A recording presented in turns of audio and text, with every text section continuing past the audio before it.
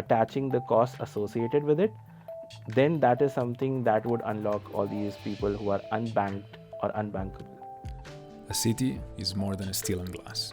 It is movement, rhythm, systems woven together. Cars flow like data, streets connect like networks, people crossing paths like signals in constant motion.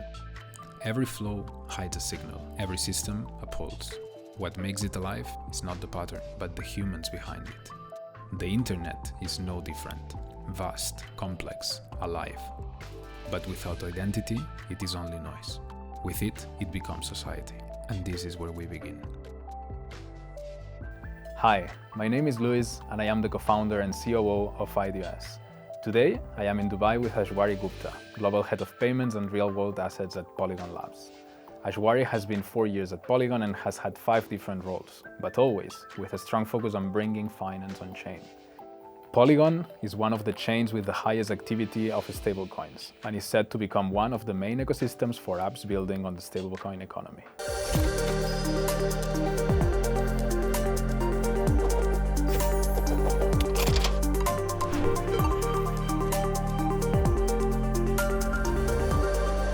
Hi Aishwary, how are you doing? I'm good. How are you? I'm good as well. I'm very happy to be today here with Aishwary Gupta, which is the Global Head of Payments and Real-World Assets at Polygon Labs. Thanks for having me. No, very happy to have you. How is it going? How long have you been here in Dubai? So it's been going really good. There's too much work happening across the world. A lot of things, a lot of deals, a lot of partnerships, a lot of collaborations. So really busy, despite like people in this period of time taking a lot of leaves. I have been, on the other hand, like doubling down on the work that we have been doing. I think Dubai has been good. I've been here for some time, so a really good place to be. Aishwary, you are a chartered accountant and started your career in companies like PwC and American Express. You have been around in Web3 for a while. What brought you to this space? Oh, interestingly, like I think my story is a little bit different from everyone. Like if you look at most of the people, the way they always come into crypto is because they either bought crypto and they lost money or they made money. And then they're like, oh, this is a very good thing to be in. I, on the other hand, was like working as a professional with PwC and then American Express. And one of the things that I was doing at American Express was managing treasury. So along with the team, so doing a lot of things, which essentially means moving money from one place to another, using Swift extensively, ensuring money is reaching everywhere across 132 entities of Amex on time, and like managing a lot of FX, hedging currencies to ensure that like everything is happening in a really good manner, going out and in depositing money into overnight funds, so the money is always working, so that money is always generating a return. I think at that time there was some of the projects, this is back in 2018-19, there were some projects that even American Express was trying to go out and do, and I was just kind of lucky enough to find it, because and like I was looking at payments in Swift, and then I was looking at the stories at that point where Ripple was kind of going out and saying you can move money so easily. So I was like a lot more, okay, let us find out what exactly is happening. And that's exactly what brought me into crypto. So my first actually stint in crypto was getting working into the innovation lab in American Express to see how we can move money between US and Europe. And I think the first use case we did was with Santander Bank. And then we worked out with another one where we were trying to send money from US to Mexico for pensions. So all these became like good case studies today, but that was the turning point, and I was like, okay, if money can move so easily on blockchain, this is where I want to be. And that basically led to one thing and the another. I started learning blockchain, getting into it, testing out, teaching people, because when you teach you learn the most. So I think that is how I transitioned out from a proper traditional job into the blockchain space. Yeah, very interesting. And I think people have been talking about payments. And in fact, if you read the Bitcoin white paper, it was supposed to be a payment system. However, we really didn't have these use cases until a few months ago, I would say. why this use case didn't really appear until a few months ago? It has always been like cycles in crypto where you are starting with a couple of use cases. So I think back in 2018, it was more of an ICO boom which came in, and like a lot of people were just raising money that they will build this, they will build that. Then 2021 was DeFi summer, I think, which got triggered with Polygon and Aave partnership, where we allocated like 1% of the total supply of Polygon into incentives on Aave, and that really triggered that whole DeFi season. And I think people really went a lot into it. In fact, I was the first full-time hired in DeFi team in Polygon. So we were a team of 4 people. Like unlike today, like there are so many people and a lot more teams, but we were like 4 people, and we took like Polygon's DeFi from 0 to 10 billion TVL. And so that was a cycle where people were understanding, where it was a craze about getting high ROIs, APYs, 10,000 APY, and like a lot of people getting into it without understanding the risks. I mean, they were beautiful time. Right? I think you look at some of the YouTube videos at that time, and people are like, they're launching a meme coin with 1 trillion supply, and into DeFi they're like, if this reaches $1, you will become a billionaire, without understanding any maths, any logic behind it. But I think that triggered a lot of actually good people to come into the industry, because they at least were kind of feeling that okay, there is something in this industry. So then a lot of Wall Street people, a lot of people from the Web2 world in prominent places, they started jumping in. And I think all those things were happening in a not regulated space. So that was super easy to happen. But when you talk about a lot of payments, first of all, at that point of time, the infrastructure was missing. Like if you talk about Ripple, even in 2018-19, the way Ripple used to, because they were not a stable coin, the way they would talk to companies was, if I am a company and you are a company, effectively we transfer, let's say, $10,000. So what Ripple would say is, why don't you buy $10,000 worth of XRP and then send it to you? The problem is, the $10,000 worth of XRP when I bought versus when you diluted them, there's a time difference, and since it is volatile, the prices would not be the same.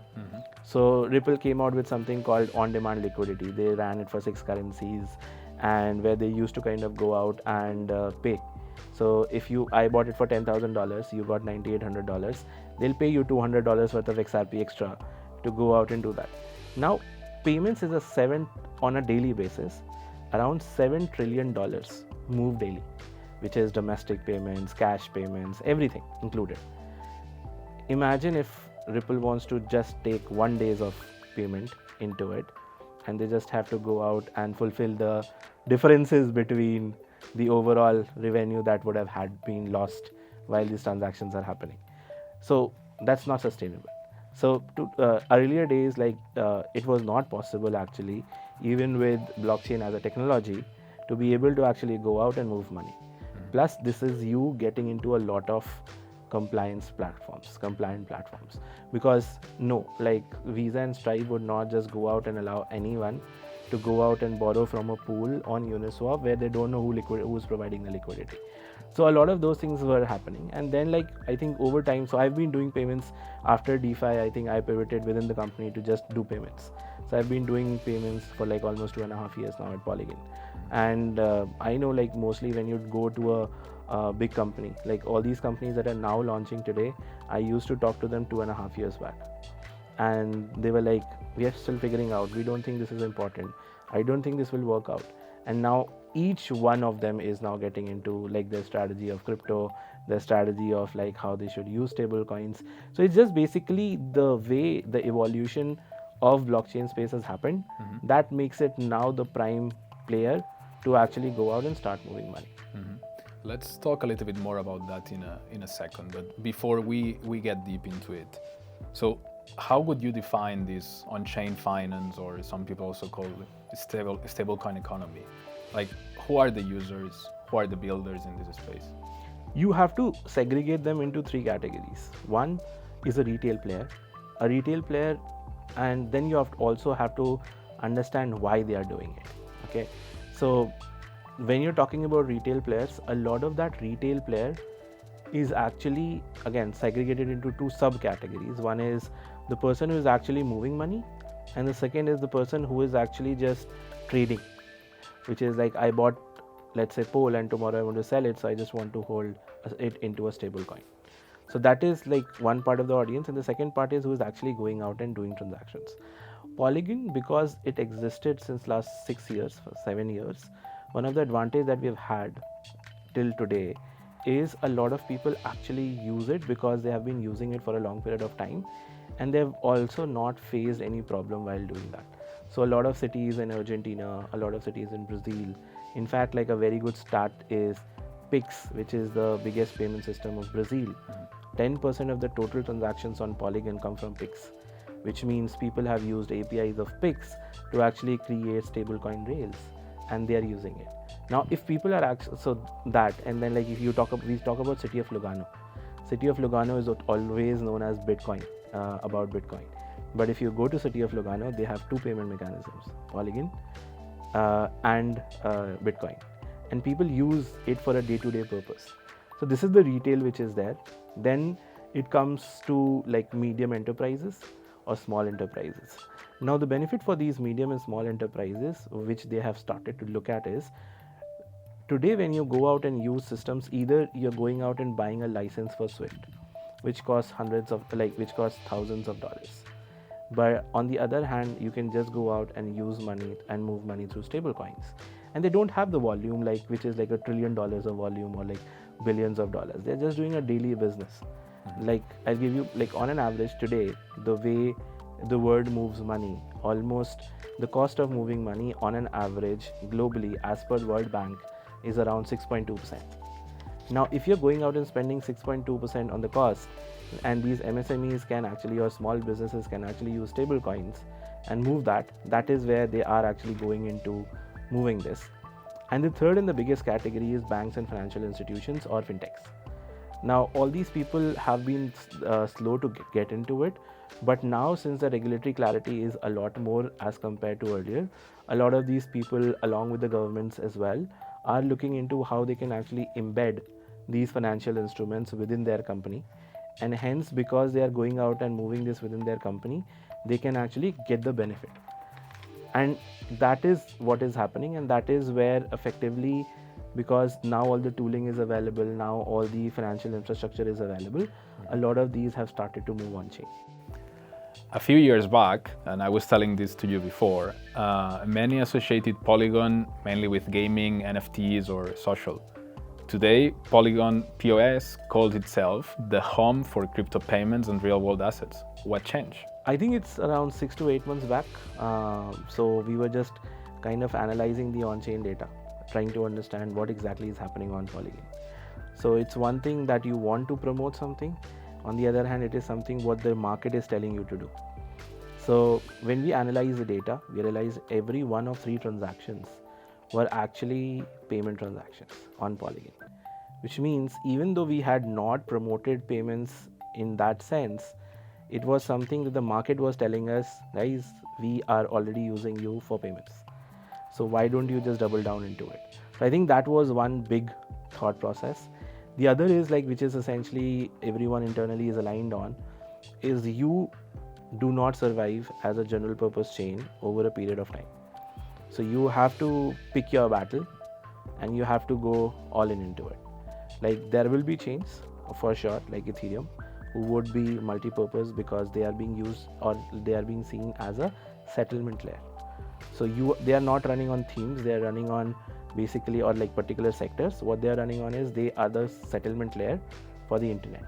However, when you talk about chains like Polygon, effectively the way we look at it is, if we don't get specialized, in 2 to 3 years, the value of the chains would be literally zero, because you're looking at it today. Every enterprise, big or small, they want to launch a chain. Like today we have 300 plus layer 2s out there, and I don't know how many of them are more coming. So you cannot win there. Yeah, and I think now it comes to stablecoins. Now everyone is launching their stablecoin. Exactly. But there's definitely going to be this unification. And I was actually looking at the data that you were mentioning before. So you have close to $3 billion supply of stablecoins, more than 5 million monthly active wallets. that deal with stablecoins, that trade stablecoins. It's actually one of the top chains, and it's not new. It has been there for quite a bit of years, actually, that you are here at the top, even though you didn't have this specific focus. But if you had to say, what is the one thing that you see that Polygon today could do to go further, to do more on on-chain finance? I think, so the way I look at Polygon today is just like a bank account. And this is my thought process. The way, like when you build a payment infrastructure, like look at any fintech. Now, let's say you look at PayPal or you look at Robinhood, what effectively they are doing. And when you look at all these companies, effectively, if I as an individual, I'm looking at my bank account. What can I do with my bank account? I can go out and move money. I can get a credit card issued. I can get a debit card issued through which I can do the expenses. Then I would want to invest. So I would want stocks on chain. I would want money market funds on chain. I would want shares on chain. I would want commodities on chain, anything to do with investment. Then the next thing is I would want to also pay for the various necessities on a daily basis. And I would also want to acquire capital goods. So if you look at Polygon, that is exactly what we are doing. We are saying you come on the chain and you go out and do your transfers on a daily basis, the cost for which is less than a cent. So you are not actually paying a huge amount of money. The transaction happens near instant. And then effectively when your money is not doing anything, why don't you invest it on DeFi platforms like Morpho, like Fluid? You get a return. And then you want to have a card of your own. There are 14 different cards which are issued on Polygon. You can go out and have your card. You can get your cashbacks. You can run whatever you want. At the end of the month, while you are having these credit cards or debit cards, the other benefit that you have is your money on those debit cards and credit cards is earning a yield. So your money is more effective. And then, okay, you want to invest. There is all these RWA assets on Polygon. You want to invest in money market funds. There's BlackRock. You want to invest in credit funds, there is Apollo. You want to get into stocks, there is Apple, Tesla, 20 different stocks. You want to get into commodities, there is commodities. So from that perspective, you are getting your investments here. Then effectively, what else is left? Like there are smaller things which essentially you are going out and taking a subscription. So can I have a subscription business also running on Polygon? And that is effectively, if I'm able to convert Polygon as a chain into infrastructure, which then can be leveraged, because we are not a bank and we never want to become a bank.